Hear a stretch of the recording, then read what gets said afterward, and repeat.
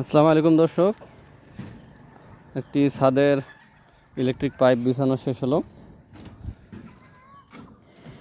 দেখেন ছাদটি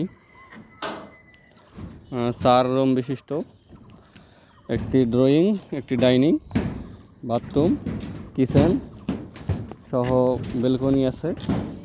মোটামুটি বড় বিল্ডিং, 3 তলার ভিত্তিপ্রস্তর আছে এই বিল্ডিংয়ের। তো কাজ এখন শেষ করলাম।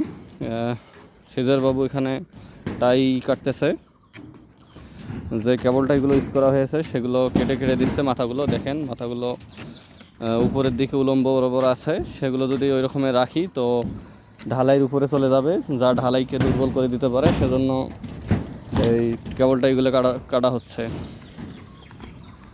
দেখেন কেবল টাইগুলো প্রতিটা কেবল টাই উপরের দিকে আছে। এগুলো যদি ঢালাই দেওয়া হয় তবুও ঢালাইয়ের উপরে থেকে যায়, সেজন্য কাটা অতীব জরুরি। আপনারাও কেবলটাই অবশ্যই কেটে দেবেন।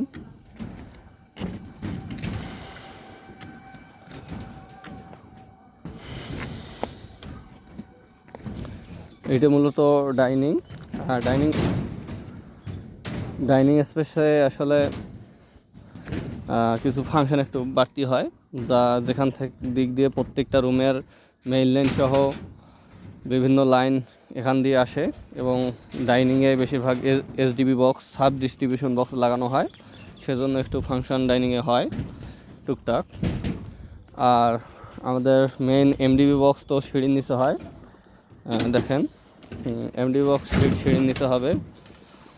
সিঁড়ির কাছে এমডিবি বক্সের লাইন নিয়ে যাওয়া হয়েছে। সব মিলিয়ে কাজটা কেমন হয়েছে অবশ্যই জানাবেন। ধন্যবাদ।